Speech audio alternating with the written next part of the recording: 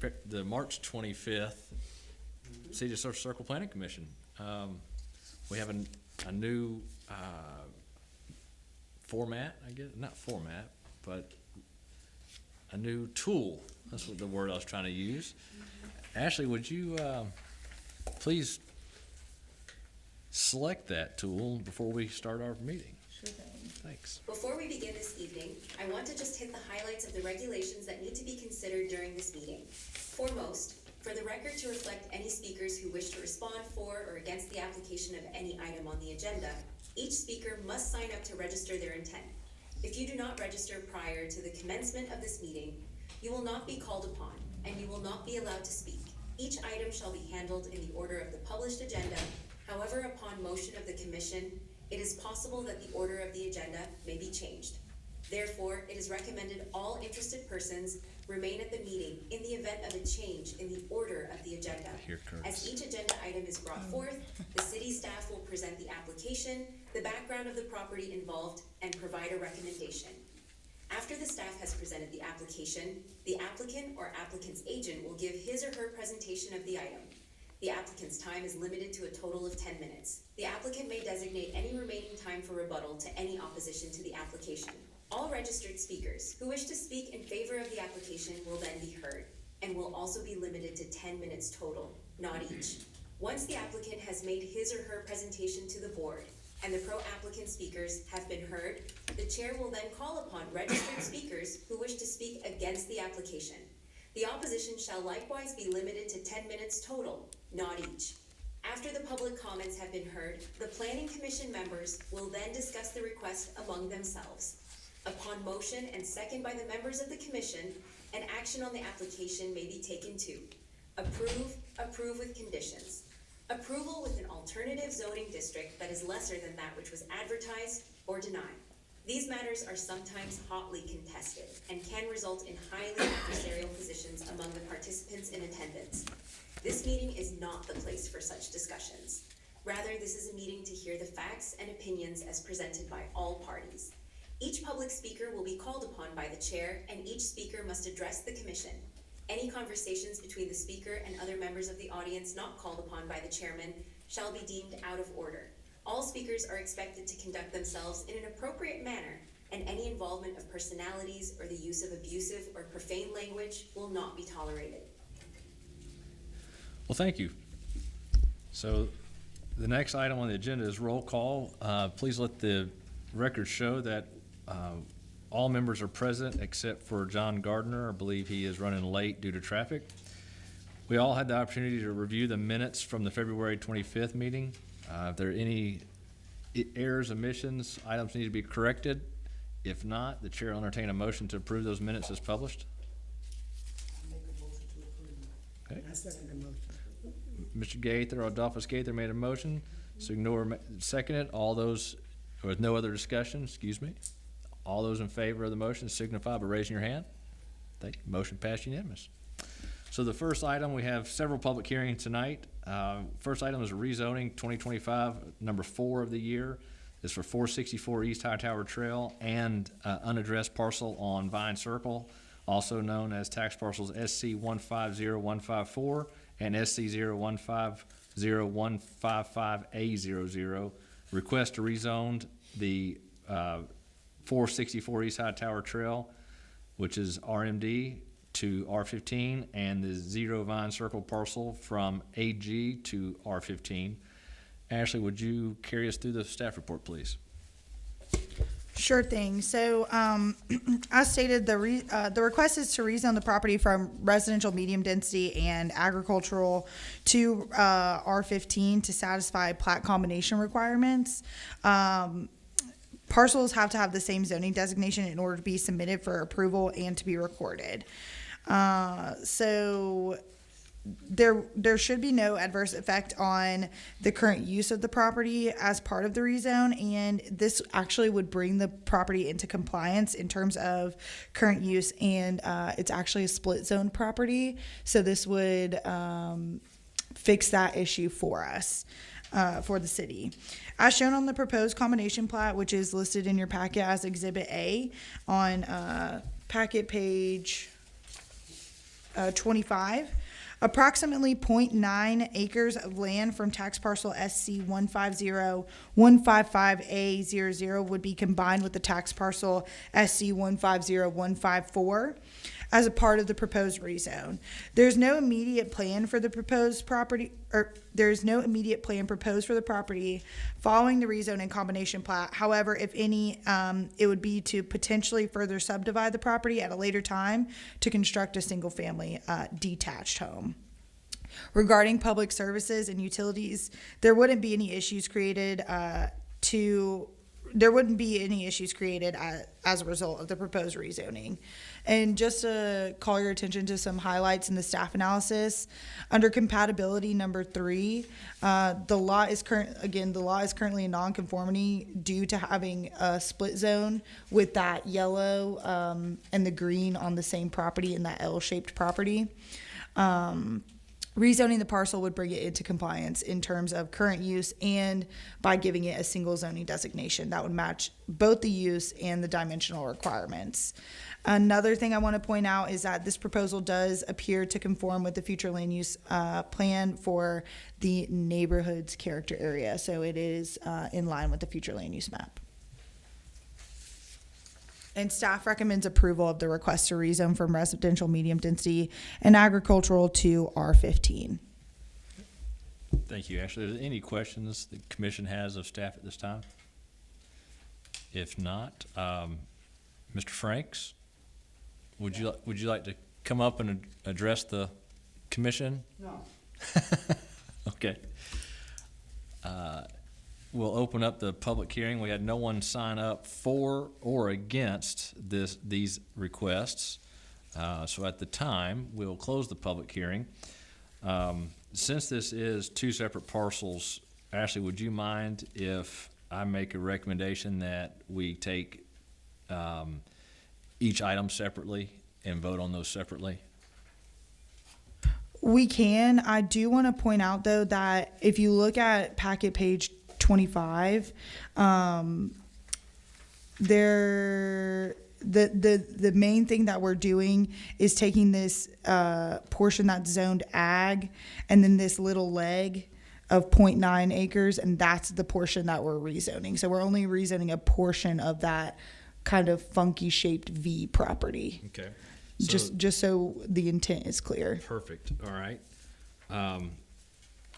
Well, if the planning commission doesn't have any items to discuss, what I would like to suggest is that the planning commission make a recommendation to the mayor and council to approve the rezoning request of 464 East Hightower Trail, tax parcel SC 150-154, from a split zoning of RMD and AG to an R15.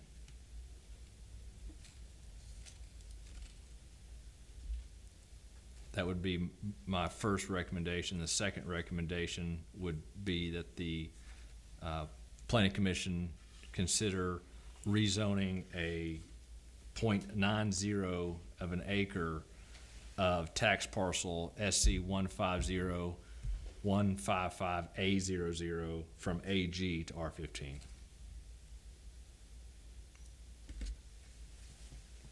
Any questions about that? Any discussion? If not, the chair will entertain a motion. So we're rezoning the 9.0 Yeah, so parcel. we're not This rezoning little this sliver. part. It would be just this little leg and this piece and then this This would piece. remain AG. Okay, it's gonna This- remain AG. The bigger piece. So for the guests here, this portion would remain AG. This leg, this portion, and then this portion up here would be rezoned to R15. So this little This would stay, parcel right here would create a new parcel. That part right there. So that part is currently zoned RMD, So we would be. and then this piece around here is zoned AG, and this little piece is zoned. Me too. yeah, Yeah, I wrote that. it's a little confusing. The 0.9 acres of that parcel. Okay, so Everybody following along? Yes, ma'am. Good. So we're gonna, I would like to, we're gonna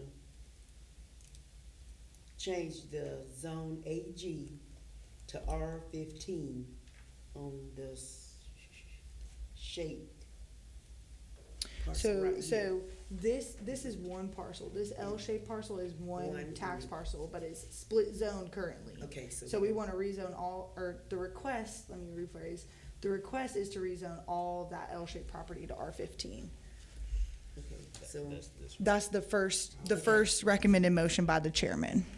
Not, but according to this, that goes in with that. Well, yes, so this is Okay. not a parcel line, that's not a property line right here. That's just a division, that's a separation between zoning. So this is all one piece, this is all one piece. The front part is RMD, the back part's AG. This is all one piece, but they wanna, in order to subdivide this, Okay, it's I gotta see. have the R15, so only this 0.9 acres of this piece would be zoned R15. Okay. And then at some point, they would combine this as one parcel. Yes, sir.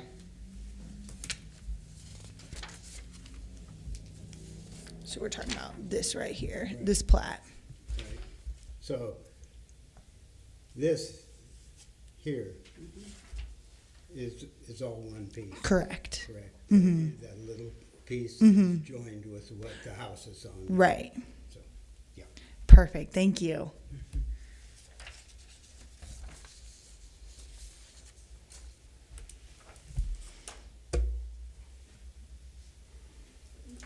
So I make a motion that we pass it. We- I'm sorry. Motion to approve. Oh, to approve it. and I second it. Okay. So we have a motion to approve the rezoning of 464 East High Tower Trail, parcel SC 150154, with a split zoning of RMD and AG to R15, and the same motion to recommend approval of a rezoning of parcel SC 150155A00, 0.9 acres of that parcel from AG to R15. And we have a motion and a second for that. Any other discussion? All right. All those in favor, please signify by raising your hand. Thank you.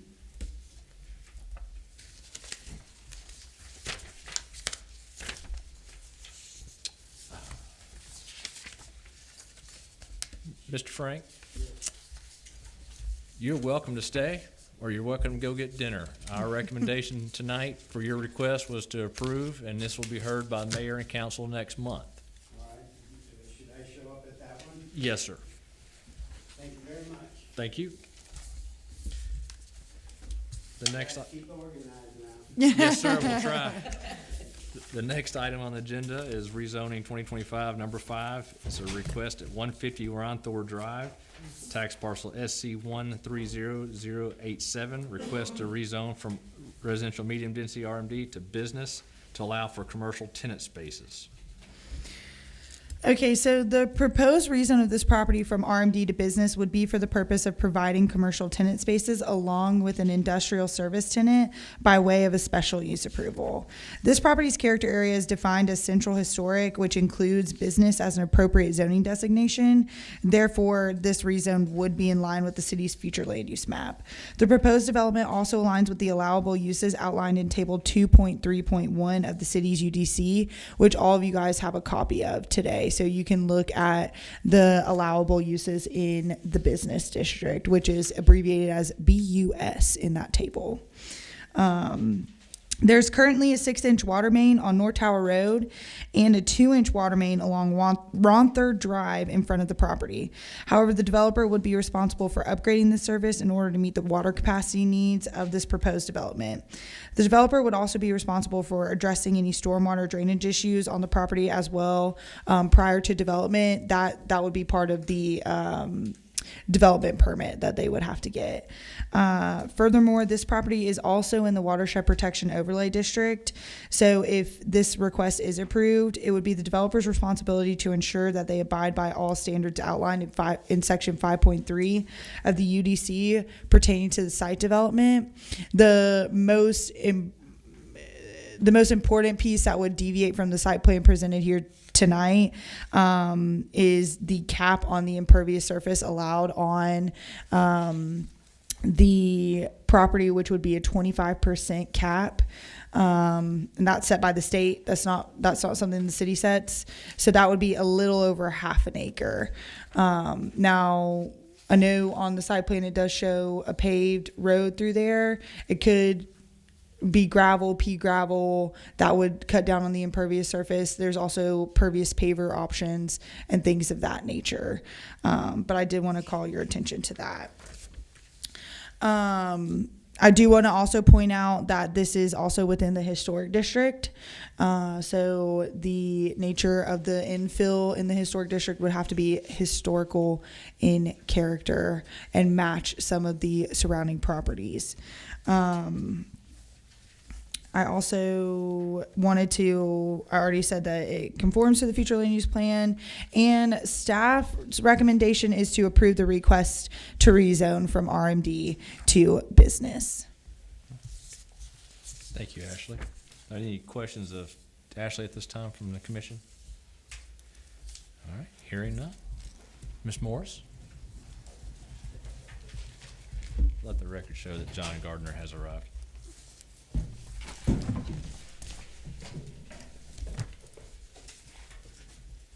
Good evening. I think you have, Ashley, do they have the full packet? Yes, ma'am. They do Okay. have the full application. Okay. So I know that the exterior of the buildings isn't really something that y'all get into at this point, but something similar to this is what he would propose: brick front, metal on 3 sides. The property has been neglected for a really long time, and so I think it would be a great improvement. We also really lack commercial space. It's a big need. We have plenty of downtown space. We have historic homes. We have the Brookstone complex, which is really ideal for medical complexes. But when we're doing 150 Ronthers planned, that's more for your HVAC technicians, your gyms, like a CrossFit gym, a electrical engineer, an electrical company, things like that. We don't really have a place to service them right now in town. So we think it would be, based on some market research, a good way to revitalize that piece of property and also create it, kind of fill that need that we've seen. Any questions of Ms. Morris? I do have one. Yes, sir. My apologies for being late. No, you're good. I noticed I believe it's the letter of intent, I don't remember exactly what it was, there was a mention of wanting to add in a caveat for light industrial.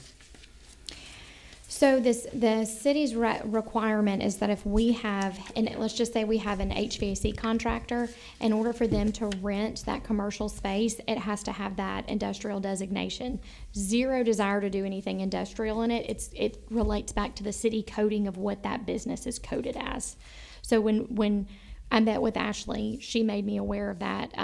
So we're thinking like an HVAC company, electrical company, a plumber, if they wanted to warehouse a little bit of their excess material between jobs. That's why we need that designation. So nothing as far as manufacturing, production, anything like that. We're really thinking, 2,500 square foot of office space for them to be able to, warehouse a little bit of overflow, but mostly just run day-to-day operations. Thank you. Yes, sir. Ms. Morris, I voiced, I emailed my concern to Ashley. You're right. We don't have a place to service those industries. My concern is what they look like, not brand new, but in 5, 10, 15 years. There's several of those types of industry, those office complexes and parks in Covington and in Conyers, and when they start out new, they're very nice and maintained, but then you get outdoor storage, you get vehicles waiting repair in various different states and conditions. So I do have some concerns about the long-term appearance. Okay. Now, that area does need improvement, and my only hope is that this development improves the area, not only the property it sits on, but that property is maintained and the tenants are held to a little bit tighter standard versus what our neighbors allow. And not having a particular end user, I understand in your client's perspective, he's building this because it's going to be a rental type facility, and I want that to be successful, but I'm just voicing my concern of what it can turn into, like we see in our neighbors' communities. May not be ideal in 10, 15 years. So just Totally some things. fair, Yeah. totally fair. Thank you. I will say that he intends to keep the entire piece, so he's not gonna sell it off. There's one specifically in Oxford I know of where they have individual owners at Yep. each suite, and I think that kind of creates more of that issue. So he does intend to keep the whole piece as one and to be owned by one individual. Okay. Which I do think would help with some of the code, And but it still is a concern, and yeah, that's fair. and I hear you. That does help with code enforcement because the property owner would be ultimately responsible, even though the tenants lease the building. If the Yes. tenants are not playing by the rules, the property owner is then ultimately responsible for his He's a tenant. very meticulous guy. He Good. does not like messes. He's very, very particular. Okay. Well, thank you for understanding my concerns with that. Absolutely, absolutely. Any other questions of the agent? Okay. We do not have anyone that signed up to speak for or against this request to rezone the property at 150 Rondher Drive. So, Ms. Morris, unless you have any closing statements, No, we'll sir. close the public hearing. Any discussion by the planning commission? From my understanding, in the table of permitted uses, under the business, you have a handful of uses that could be allowed under business use as a commercial and retail type, even small occupancy assembly for either an event space or even a place of worship. They would have to meet the requirements for architectural because it's within the historic overlay. And as you heard from Ashley, the impervious surface is limited. I'm not thrilled by the idea of potentially half the driveway being gravel, but it is limited because it falls within the watershed protection. So if there's any other discussions, now's the time for it. If not, the chair will enter. Yes, ma'am. The part that I'm concerned about is they're planning, you're planning on, no, Can you turn your microphone on, Signora? Sorry. you don't know for sure what they're gonna put there. No, ma'am. So we don't know. I will tell you, I handle this client's entire portfolio, and we have people calling every single month. We've got veterinarians that are looking for spaces. We've got HVAC technicians, electrical companies. We've got someone who's wanting to do an indoor batting cage. So we've got enough people, honestly, on the list to fill the entire complex right now. But I don't want to make a commitment to you that is what would be in there. It would just be whoever came up that complied, was able to get a business license. Yeah. So it's a possibility it might be homes, some rental property, build apartments or something. No. This would Yes. only be, this would be conditioned only for commercial tenants. Oh, We are not doing any multifamily because I have to deal with it and I'm not doing it. I'm not doing it. Listen, they call all day, all night. Commercial tenants call 9 to 5. The gravel portion of this drive, where is it coming out at on this map? Is it touching the? Can I show you? Yeah. So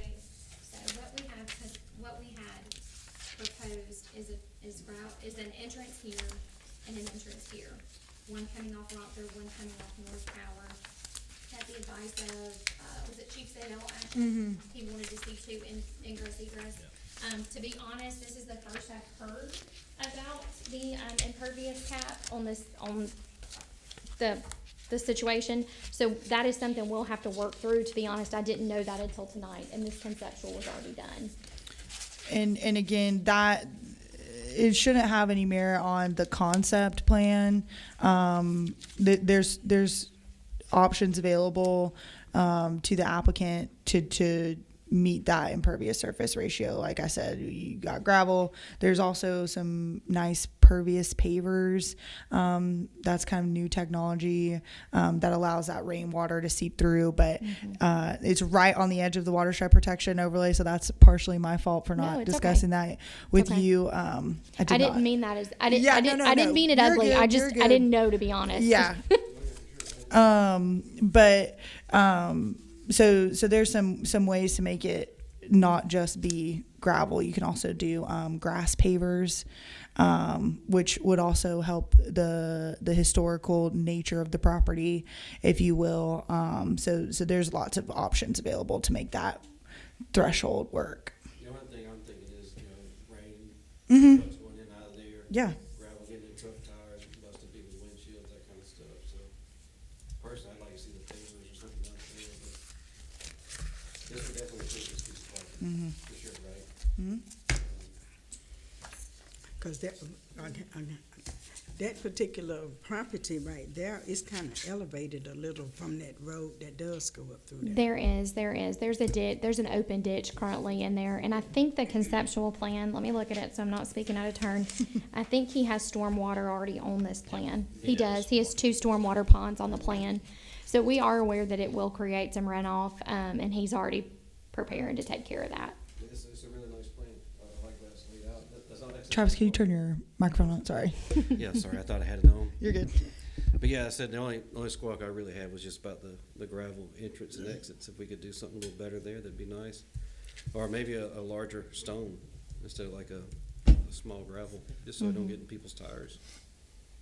And it could be that those concrete aprons are showing beside the buildings, it could be that those are a pervious type material. And Yes. then the drive remains a hard surface. Yeah, but that would be great. We'll let Mark Walton work out the percentage. Oh, yeah, for sure, right? Yeah. And I can assure you, he's gonna do whatever is gonna be longevity, because as he's gonna own it and retain it, he will wanna do what gives him the most longevity product-wise. So we don't want the gravel washing out any more than everybody else does either.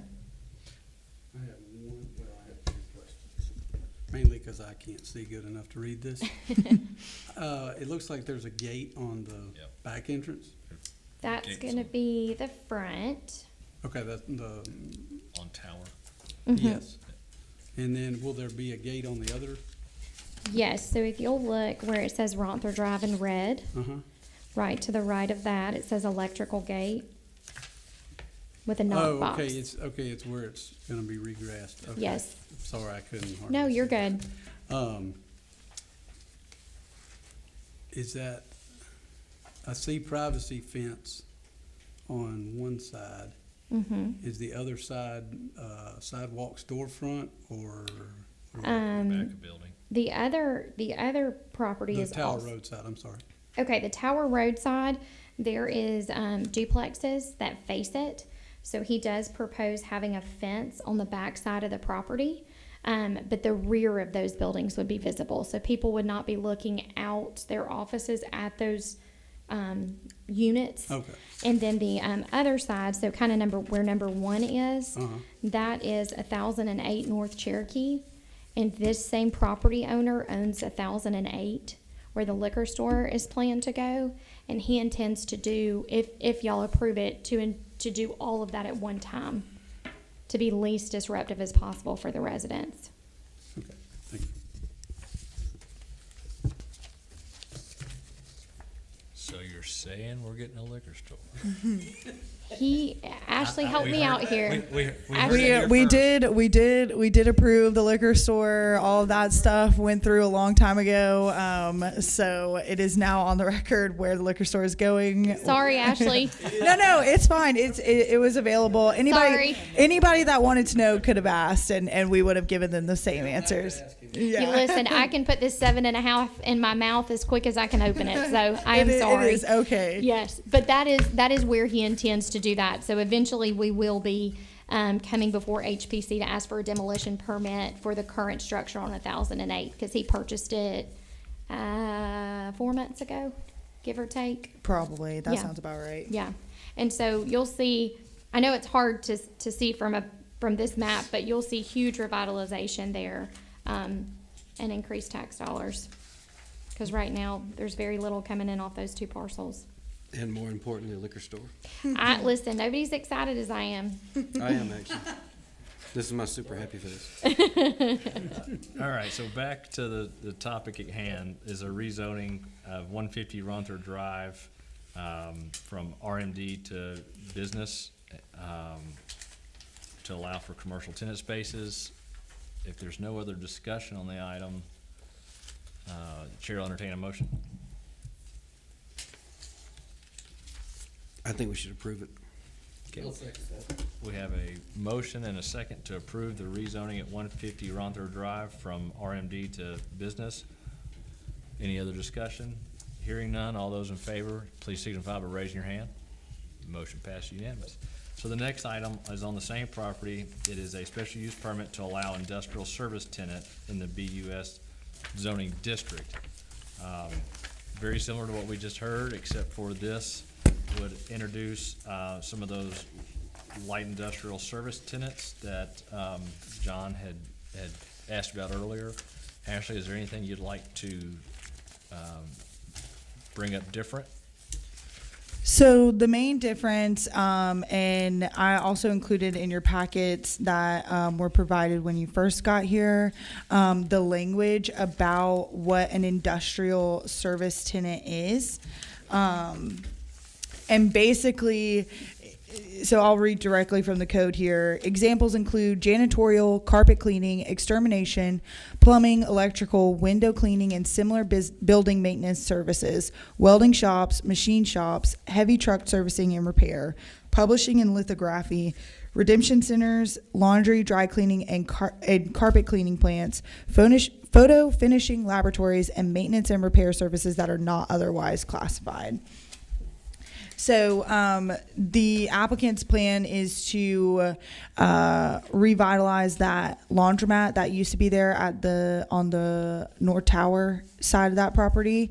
So that would be an industrial service. So they're asking for this special use, along with the previous mentioned uses of, your typical contractors, HVAC, electricians, plumbers, things of that nature. Those do require a special use in business. So that would only apply to those types of uses, like those contractors, those cleaning services, and other kind of building maintenance type uses, if that makes sense. Ashley, can I ask a question? Or is that not the appropriate time for that? Not quite. Okay. Once we get to you. Okay. Yeah. I do have a question, Ashley. In reading 3.4.4, it mentions heavy truck service repair. Is there anything somewhere else in the code that defines a square footage or anything for a repair shop like that? So no, but my interpretation is if you're doing more than changing the oil, that's a different use. And there is a vehicle repair services, and that would require special use in business, so that would be back before you guys. And that's my interpretation of the code, which carries kind of a lot of weight. So. Okay, that answers the question. Okay. Yeah, looking through the table permitted uses, things like fuel stations, vehicle sales, vehicle rental, minor vehicle maintenance and repair, major vehicle maintenance and repair, and all those are identified in the definitions. All that requires a special use permit. So if someone wanted to do a automotive repair shop at this one of these buildings, it would require them to go through the special use permit and back through to us. Ashley, so as the property owner, they're going ahead and asking for the special use permit for industrial service to allow any one of these uses in the buildings. Typically, this is a different approach, as typically we get the individual applicant who says, hey, I'm proposing to do a carpet cleaning location out of this tenant space, and I've got to apply for a special use permit. But at this point and juncture, the property owner is asking for that special use so they can market to any one of these tenants.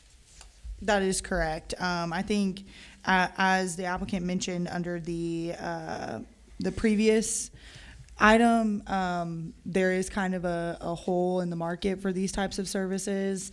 They don't necessarily want to be in our downtown square or in our downtown kind of block, and there's limited commercial spaces outside of that. So the property owner wanted to kind of preemptively ask for the special use on the whole property to market to those types of uses specifically.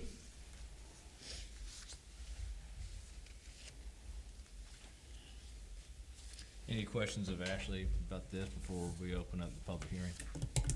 So, just to clarify from what we talked about a little bit earlier, the industrial service variant is required to allow plumbing contractors, electrical contractors, so forth, so on. That is correct. Anything under the industrial service. Pest category. control, that's also an industrial service. So anything like that would require special use in business unless they're grandfathered in. Okay.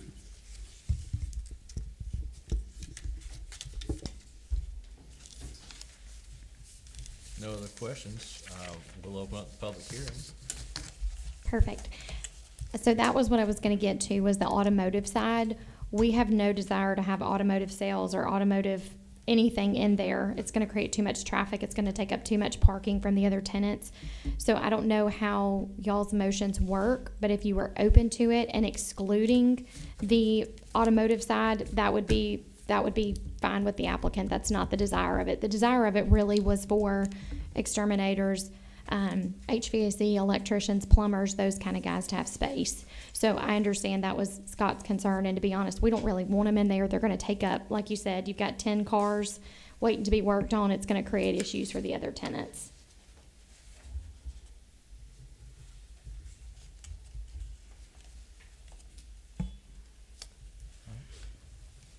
Are you reserving the rest of your time for rebuttal? No. Any questions of the applicant? Okay. I do not believe we have anyone signed up for or against the request for special use permit at 150 Ronthor Drive for industrial services. Therefore, we'll close the public hearing. It is a little reassuring that the applicant is open to the idea of, if we recommend approval of this request, we can condition that to no automotive sales or vehicle repair of any type. So that's a little reassuring. And if something happens in the future, then it would take both a text, a conditions, amendment to the conditions, and then a special use permit for the auto repair. So it would be a two-step process in the future. Any discussion, questions about this request? I agree with that. All right, if no other discussion, Chair will entertain a motion. I'm motion that you approve it, and, but just please note that you're not gonna have any auto repairs or sales Okay. in that, approval. Okay, so we have a recommendation to the mayor and council to approve the requested special use permit to allow industrial service tenants at 150 Ronthor Drive with the condition of no automotive sales or vehicle repair of any kind. Is that correct? That's right. May It sounds- I add to the caveat on it? Or not? At this point, let's get a second, then go to discussion, and you can discuss that, Okay. and then, so, all right, we have a second, and there's discussion. I'm, along with what she said, I would make the language clear no activities on vehicles at all. Yeah. No in-car washes, no wraps, no sound systems, wheel installation, whatever. Okay. All right. Because I think as the applicant said, sooner or later, you're gonna end up with 3 or 4 cars stacked up. Okay. And then you got the whole place bottlenecked. So, Ms. Brown, would you be agreeable to amending your original motion to approve the special use permit for industrial services at 150 Ronthor Drive, conditioned to no automotive sales or vehicle repair, or any vehicle services for the property? Would you be agreeable to that? Yes, I would. Is that It sounds clear? good. Okay. Yeah. Okay. And Mr. Gaither, would you amend your second? All right. Yes. Okay.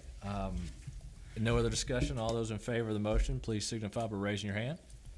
Thank you. Motion passed unanimously. So the last item on our agenda is a variance, thank you, Taylor, is a variance request. This is the first one of 2025 at 323 Vine Circle, also known as tax parcel SC 170080. Request a variance to construct an attached addition onto an existing accessory structure, and this would be a 5,000 square foot addition onto an existing 5,000 square foot accessory structure. Ashley, if you'll introduce this item and carry us through the staff report, please.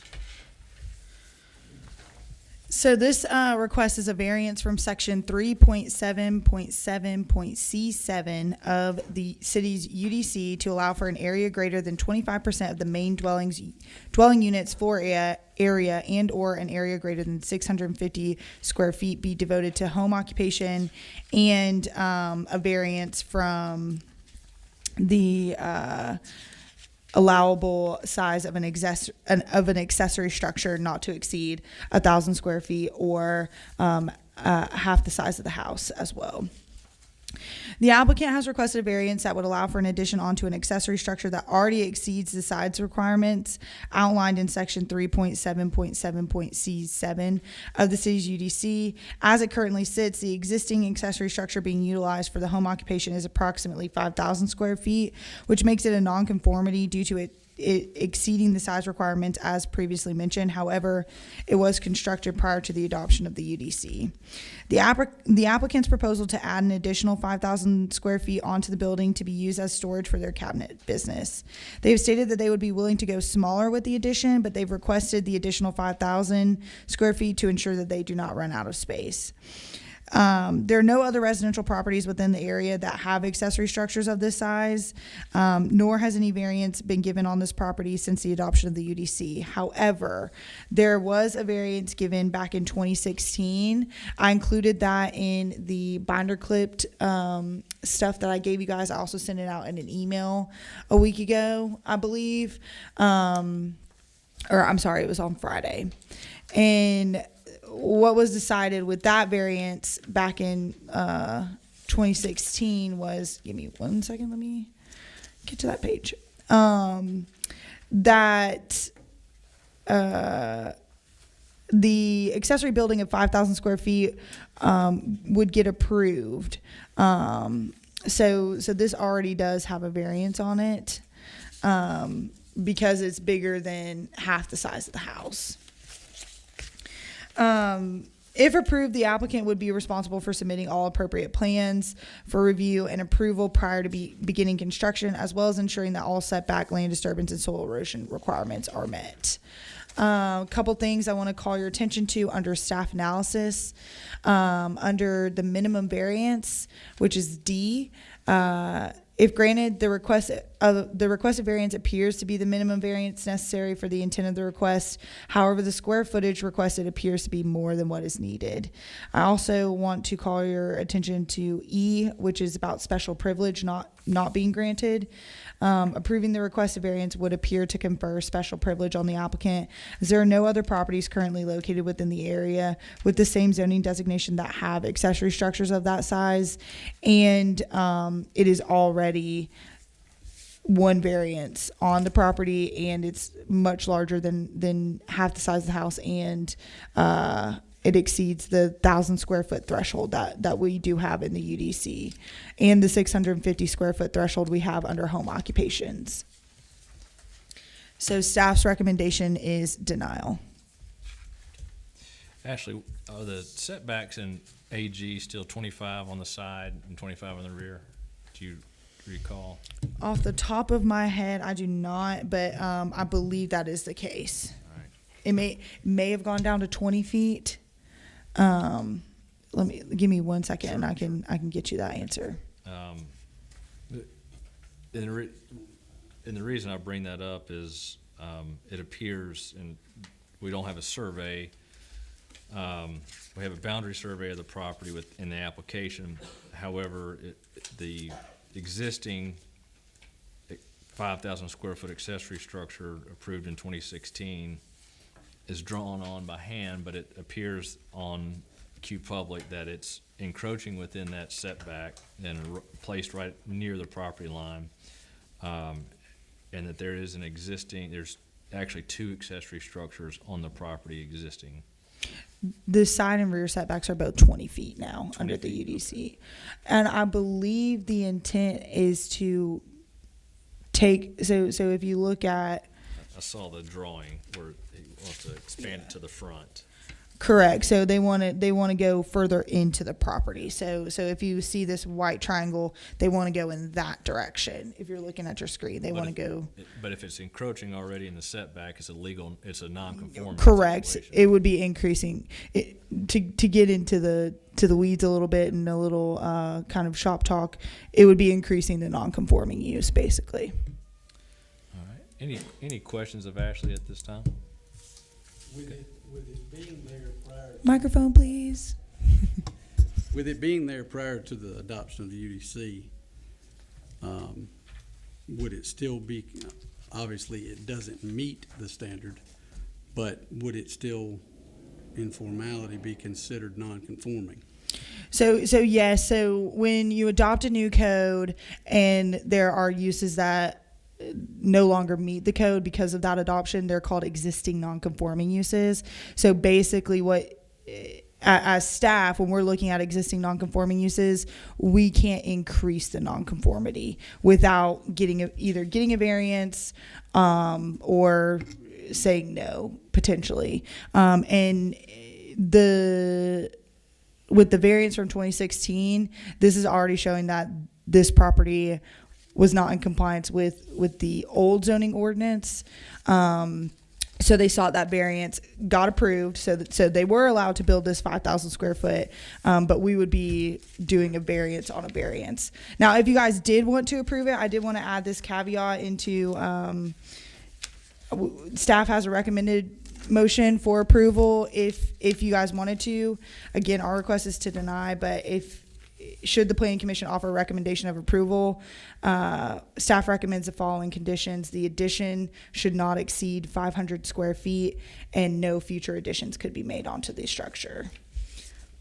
So, John, looking at this one here, what I was thinking, with the adoption of the UDC and the new setback standards for AG, it actually potentially helps the property owner because it's now a 20-foot setback versus 25.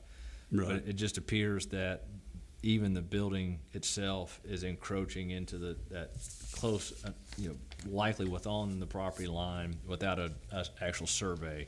So that's what caught my eye, and so having even in 2016 or 17 when it was built, it didn't meet that 25-foot setback, and that's kind of caught my eye. And thankfully, the property next to it appears heavily wooded towards the back, and it's not any development off Hancock is not impacted by the location of it. Right.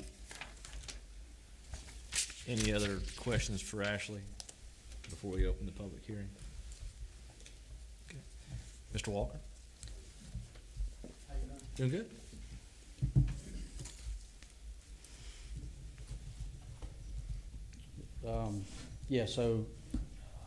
I started this business in 2000 and just booming.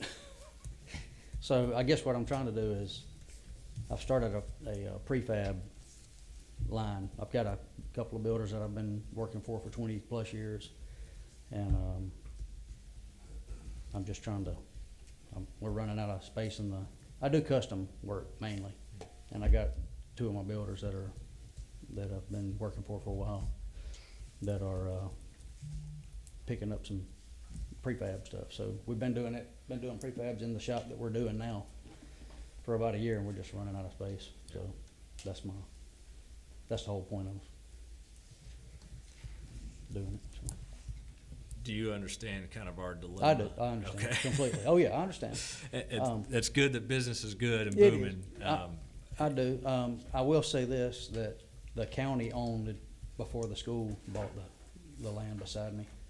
I mean, nobody can see anything there.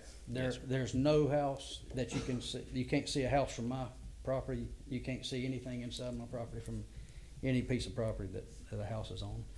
I've got one driveway that comes right down the side of the property that there's a 6 acres behind me. That's the only people that even drive back there really, Yes. other than the workers. So that's,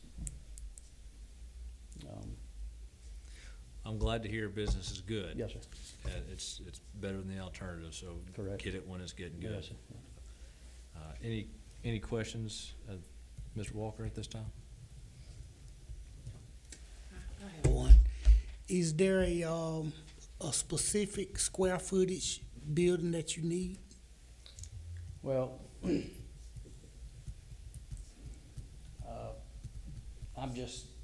I don't wanna run out of room, you know what I mean? And it seems like every time you build something, you're always like, I could use more space, you know?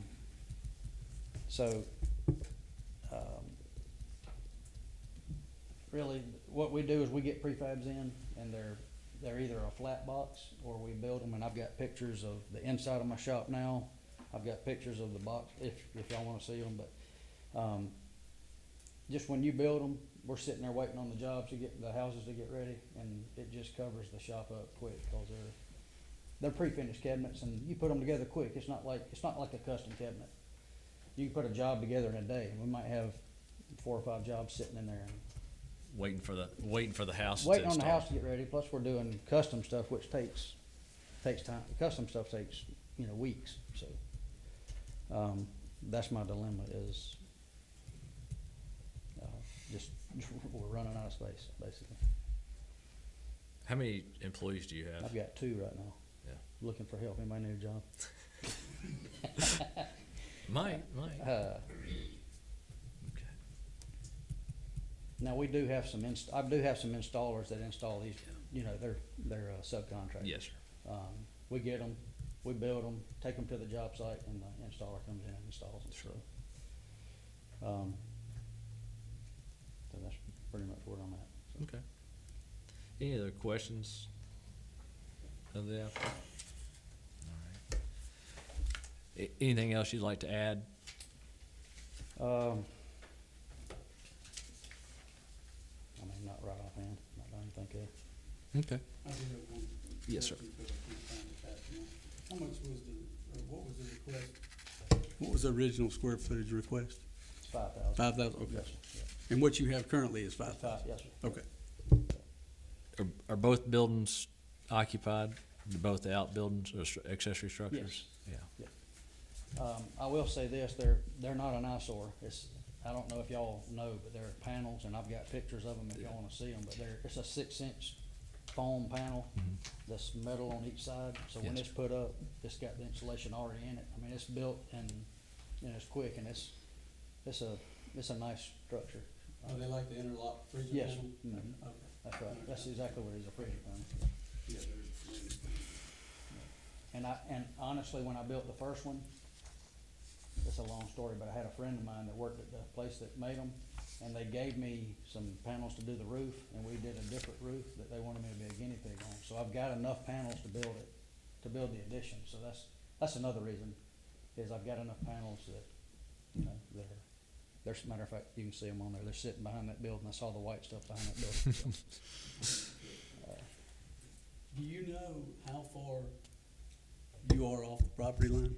So I will say this, so I was looking at this, it's been maybe a month or so ago, but when I bought that place, it said I had 6.1 acres. Now it says I have 5.85 acres. And I know one of the lines, like the red line that comes and then makes that, so if you're looking on the right side of the map where it comes from the road up there and it comes down and then it jolts down, that line on my original plan actually comes all the way down to the shop and then turns. So I don't know if that makes a difference and I've got the plat right here, if you want to see it, it's different. But I don't know if that makes the line a little different or why You have one that shows different than that line? this is this. Oh, one I right- see, it's on the one we've got, okay. So this one right here is in, I think it was, And there could also be some projection issues too with this imagery and the lot lines as well. this one here was 90, I think maybe 97. It's recorded in 87 and plat book 41, 149. Okay. But I don't know if that makes the difference, but I do know that by the line that is on that and the line that I have that they have marked, it's not the same as that. It may not be 20 feet, but it's not over the line, I know that, I will say that.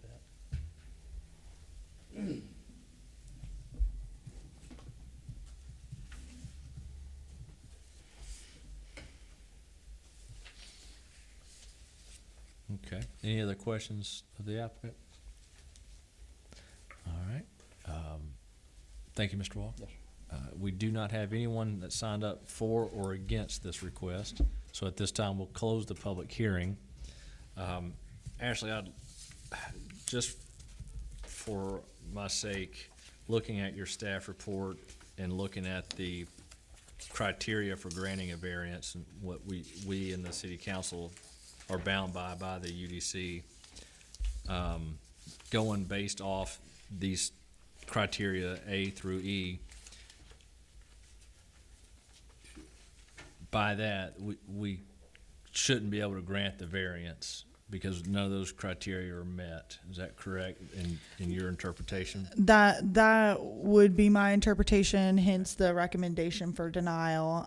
Of course, we always we try to let people know up front, but it is up to y'all in the end to make a recommendation and mayor and council to vote on it. But staff would recommend denial because it does not meet that criteria. Correct. And out of all these that we heard tonight, this is the hardest one for me to look at because I look at it and he's got 6 acres. Mm-hmm. The direction he wants to expand is in towards his property. What is the impact? The impact is on his property. But on the other hand of that, knowing the ordinance, it does not meet any of the criteria to allow for a variance. There's no topography issues. This is being created by the applicant, not things outside of his control. It's a variance on top of an existing variance, which is a nonconformity. So the saying 2 wrongs don't make a right, but then I go back to this is this man's property. He's only impacting himself. So I've struggled with this. I'm not going to, I'll tell you right up. This one has been very difficult. Thank you, Mr. Walker. It's been very difficult. So trying to follow the letter of the UDC and the ordinance and understanding the impact, as I said, the way I see it is only on his property. That's been difficult. So I don't have any words of wisdom or anything, so I'll just bow out. If there's any other discussion, we'll have it.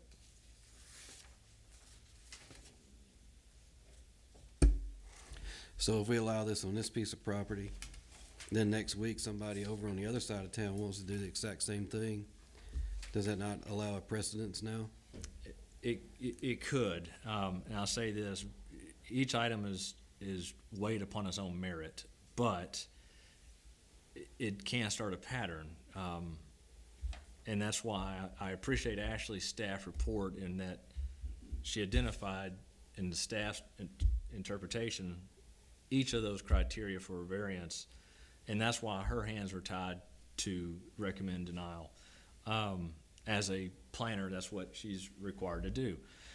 But it can, Travis, create a challenge later if someone next week comes and says, hey, you know, my good buddy got a variance for this, I've got the same situation, can I get a variance? So at what point do you say, well, you know, we did it for him because his impact is a little bit less? Well, how do you gauge that impact? Other than, the way I see it is, there wouldn't be an impact to the public, wouldn't be an impact to public safety, anything like that, because it's on his property. But again, it does give that doubt, and I think that is a slippery slope.